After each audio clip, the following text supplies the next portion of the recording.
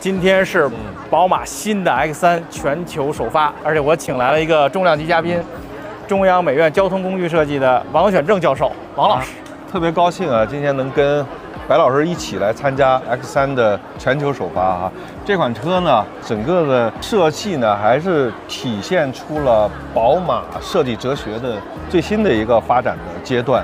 宝马自己官方的表述呢，叫做原石切割设计。从我的视角来看，它最大的一个特点就是在平衡汽车的运动属性和汽车智能化以后的这种科技属性的这种关系。其实，在现在这个智能化、电动化的时代，那么宝马这种传统豪华品牌，它之前一直强调都是力量感，对吧？我有一个明显的保险杠，我有一个轮眉边儿，还有那种复杂的运动感。那么在迎合这个时代之后，怎么能保持原来这个精气神儿，同时把它变得更扁平化、更现代化、更IT化？对，这是一个大课题。所以宝马做出来这个原石切割的设计，我带大家看看细节啊。首先，这个车大家是不是觉得视觉上看少点什么东西？其实它把缝隙极度的减少，大家从前面看去，前机盖的缝隙被隐藏了。对。然后保险杠的所谓的那个杠体也没有了，它是一大平面。线没有。然后轮眉也没有了，啊，像我们的X5这儿会有一个轮眉，单独的一个配件，现在也没有了。然后它完全靠这种切割的这种纹理来区分这些东西，来保持力量感。聊到细节，轮罩这块，它是一个反 R， 刚才说了，为什么要处理成这个反 R 呢？是为了保证从这个顶视图上来看的时候，整个的这个车的轮包是非常的饱满的一个状态。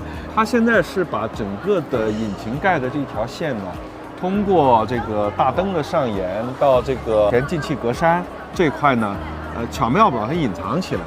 然后这儿有一个1、2、3、4。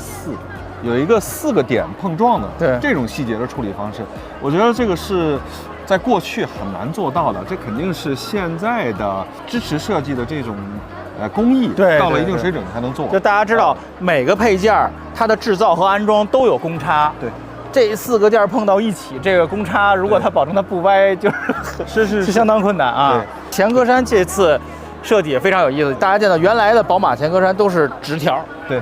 这次有了一个斜线的设计啊，同时它是巧妙地隐藏了毫米波雷达和摄像头在这里边。对，然后同时这个斜线和机盖上棱线是能连上的，这还挺帅的。设计的特别重要的一点就是一定形面啊、细节上都是要有呼应的。对，刚才王老师提到这3个面，它其实它比它高一点，它又比它高一点，我们俯视的时候看不到缝，一个压一个，很巧妙的。是的，啊，这都是设计师真正的心血所在。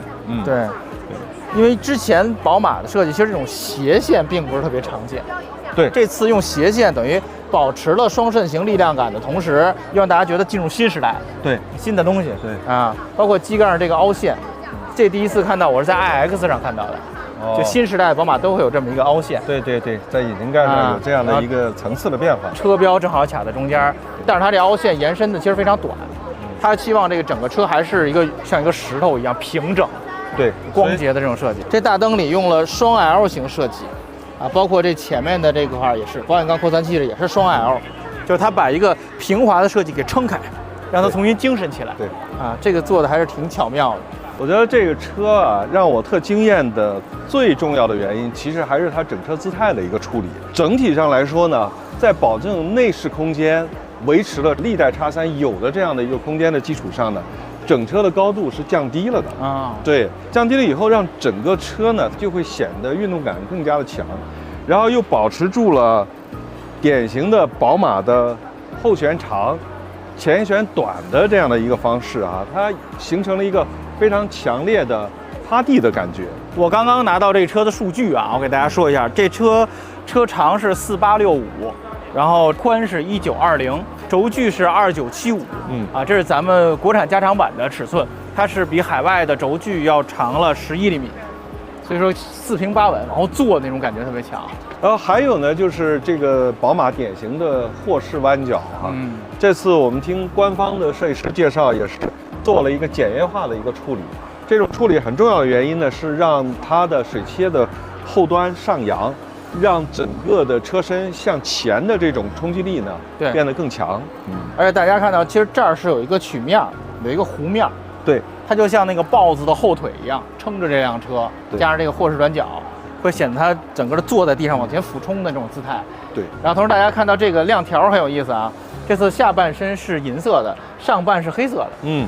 它没有全做成银色的。对，这样的话这时尚感就起来了，到上面就消失。是的，是的，是的，还是挺漂亮的。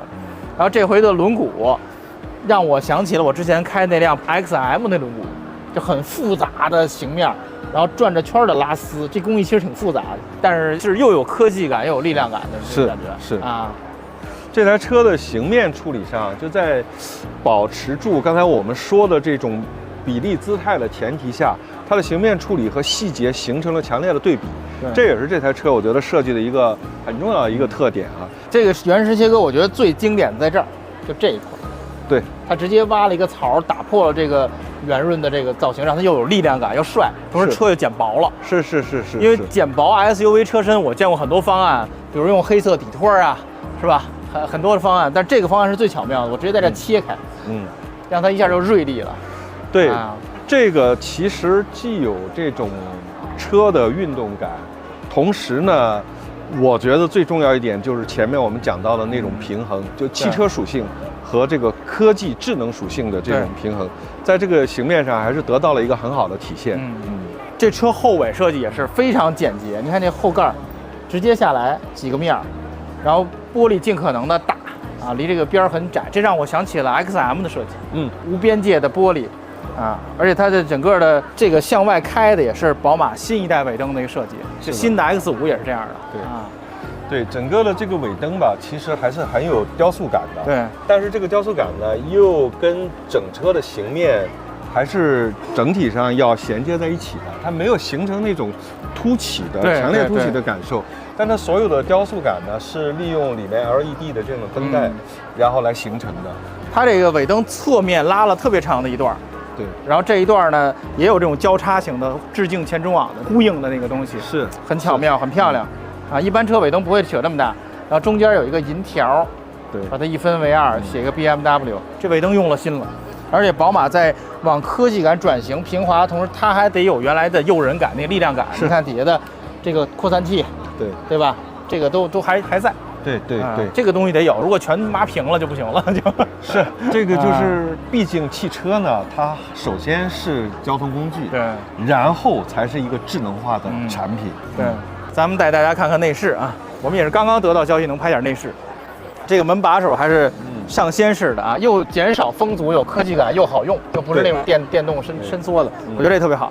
这个内饰呢，其实我还是比较感兴趣的啊，因为按照官方的介绍呢，其实整个的这个中控台的这块，它和车门的这个把手形成了一个六边形的这样的一个闭合。为什么这样做呢？其实想体现这个驾驶员为中心的这样的一种设计理念，还是非常巧妙的。对，就是大家见到里面的所有的缝线的形状都是斜着切割的这种感觉，非常有时尚感。而且整个仪表台没有横线条，全是纵线条，然后横线条在这儿，对，整个把它扯开，对，这套内饰还是挺棒的，而且我在很多细节上都见到了 iX 上面的东西，很时尚那种镂空的方向盘啊，XM 之前都有，这小水晶的换挡把，这内饰我觉得够先锋，够时尚啊！大家看这门板也是往下切的，全都是，然后它把门把手啊和这些按开锁都集中在一起，集中在这个角里头。挺棒的，切割的感觉非常的强，但是所有的线型呢又很有逻辑、很有秩序的，进行了组织。我觉得对内饰的设计控制力还是非常强的，因为内饰呢，它的设计有的时候是集成感比较强，你做的这个元素多了以后，线型多了以后呢，很容易就失去控制了。对，但是这台车呢既丰富，然后里面做到了控制力。我来带大家看看这个新 X3 的后排啊，这个加长过之后，大家看这空间了吗？让我一X5车主非常羡慕，非常长，而且这个座椅的设计，它的这个腿托也往外伸了一截儿，它可以保证能担住腿，同时它侧面做了一个下凹的设计，这样即使开着门，人依然可以卧在这儿，不会一开门要给你露出来那种感觉。所以它极致的考虑了舒适感，而且这个车的天窗也是上面用了这种斜切的这种图案。然后就两边的灯一照会有光影效果，特别时尚。这就是今天和王老师一起给大家带来的宝马全新的 X3，这个设计水准还是可以的哈。对，绝对配得上国际一线顶流设计的这个称号。中央美院的教授给了如此高的称号。大家可以现场看看这车。说实话，这车真车看起来跟之前的图片差异挺大的。这种线条和配件比较少的车就是这个特点，就它的形面的反光，你必须要看真的才能看出它的设计意图。所以如果关心这车的朋友，欢迎到线下找辆实车看一看，会很惊艳的。